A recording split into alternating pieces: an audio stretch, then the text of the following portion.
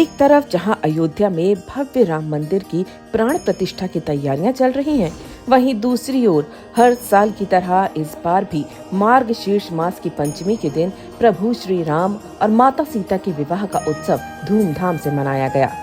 कहा जाता है कि त्रेता युग में इसी दिन प्रभु राम और मां सीता का विवाह हुआ था। इस विवाह के लिए पूरी अयोध्या और उसके हर मंदिर को विवाह के उपलक्ष्य में दुल्हन की तरह सजाया गया। पारंपरिक हिंदू रीति रिवाज से श्री राम और मां जानकी के विवाह की सारी प्रथाएं और परंपराएं निभाई गईं। विवाह से एक दिन पहले मां सीता की हल्दी की रस्म की गई। राम जी का हल्दी मनाया गया। 2 ब्लॉक है विभूतिवन, ये विद्या जी हुआ, ये ब्लॉक भी देख रहे हैं, और जो उधर वाला ब्लॉक है वो किशोरी जी का मिथिला प्रदेश माना गया। ठीक है, बारात यहाँ से निकलेगी, इसलिए राम जी का तिलक कल यहाँ हुआ, और कल बारात निकलेगी, पूरा अयोध्या को भ्रमण करेगा, हाथी घोड़ा बाजा बाजा के साथ। सब शिष्य लोग आए हुए बाहर से, जो है मिनिस्टर है, MP है, सब लोग शिष्य लोग, सब लोग बाहर से आए। बारात निकलेगा, कल वहाँ दरवाजा लगेगा, जैसे लगता है घर में हम लोग, कल विवाह हो। पंचमी के दिन अयोध्या में वैष्णव पीठ श्री राम वल्लभा कुंज में वैदिक मंत्रों के बीच भगवान श्री राम और सीता के विग्रह का विवाह कार्यक्रम शुरू हुआ। अयोध्या के बिहोती भवन, दशरथ महल, कनक भवन समेत कई मंदिरों से भगवान श्री राम की बारात धूमधाम से निकाली गई। हालांकि पारंपरिक तौर पर विभूति भवन से ही श्री राम जी की बारात निकलती है। कनक भवन में राम सीता विवाह का मंडप सजाया गया। कहा जाता है कि कनक भवन माता कैकेयी ने सीता जी को उपहार में दिया था। इस दौरान पूरी अयोध्या जय सिया राम के जय घोष से गूंज उठी। भगवान श्री राम और माता सीता के विवाह में शामिल होने के लिए देश के अलग अलग राज्यों से हजारों लोग सम्मिलित हुए। अयोध्या नगरी के लगभग 5000 से अधिक मंदिरों में राम विवाह उत्सव मनाया गया। बारात निकलते ही श्रद्धालु भगवान राम के विवाह उत्सव में नाचते गाते नजर आए। अयोध्या में ये परंपरा सैकड़ों वर्ष पुरानी है।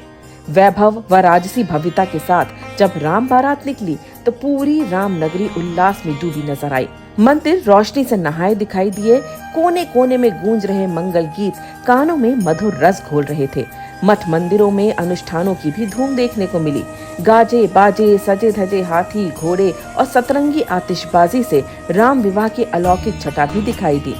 दूल्हा बने श्री राम की एक झलक पाने के लिए श्रद्धालुओं की भीड़ उमड़ पड़ी। राम की राम जन्मभूमि अयोध्या ही नहीं, जनक दुलारी मां सीता के धाम नेपाल के जनकपुर में भी इस विवाह को हर्षोल्लास के साथ मनाया गया।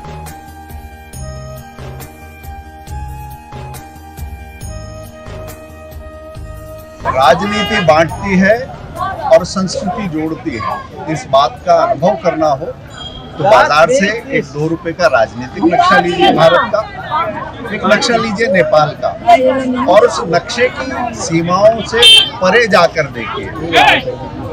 संस्कृति वो है जहाँ सेतु बनता है और ये पॉलिटिकल मैप, राजनीतिक नक्शे मिट जाते हैं।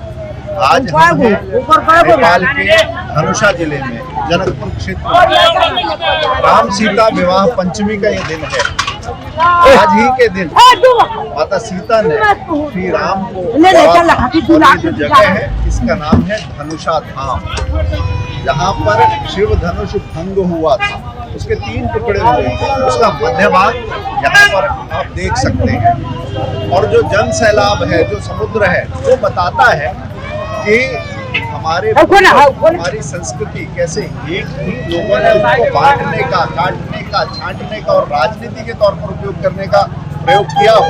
परंतु ये सांस्कृतिक उत्सव बताते हैं कि हम एक परंपरा के लोग हैं, एक आध्यात्मिक चेतना के लोग हैं, और ये एकात्मता ही इस क्षेत्र की जीवन आप कहिए प्राणवायु है, जीवन के पूंजी है।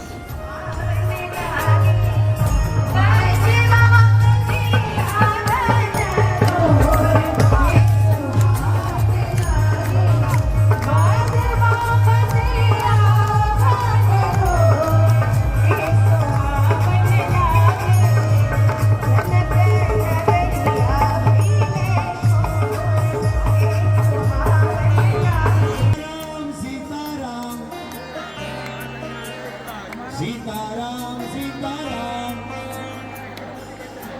सीताराम सीताराम सीताराम सीताराम सीताराम। यूं तो श्री सीताराम विवाह उत्सव का आयोजन अयोध्या से जनकपुर नेपाल तक होता है, किंतु इस अवसर पर बिहार और नेपाल में कुछ विशेष ही उत्सवी वातावरण होता है। इस समय बिहार के बक्सर से नेपाल के जनकपुर तक इसका रंग दिखाई देता है। बात जनकपुर की करें तो अयोध्या की तरह ही यहाँ के हर मंदिर में विवाह उत्सव का आयोजन होता है, लेकिन यहाँ के मणिमंडप और जानकी मंदिर की बात ही कुछ विशेष है। यहाँ का मणिमंडप जहाँ प्रभु श्री राम और माता सीता के विवाह की पावन स्थली है, वहीं जनकपुर के जानकी मंदिर की बात भी कुछ कम नहीं है। ये मंदिर महल सा है और यहाँ के इस उत्सव की छटा सबसे निराली होती है। इस अवसर पर दुनिया भर के लाखों लोग आते हैं। इस महल का निर्माण टीकमगढ़ की रानी वृषभानु कुंवर ने कराया था। भारत में राम जन्मभूमि से लेकर नेपाल के जनकपुर में सीता माँ की जन्मभूमि तक प्रभु राम और माँ सीता विवाह का उत्सव बताता है कि भले ही ये दो देश हैं, लेकिन दोनों देशों की आत्मा में आध्यात्मिक, धार्मिक और पारंपरिक हर रूप में सीता राम बसे हुए हैं, जिन्हें कोई सरहद कभी भी किसी भी युग में अलग नहीं कर सकती। पांचजन्य ब्यूरो।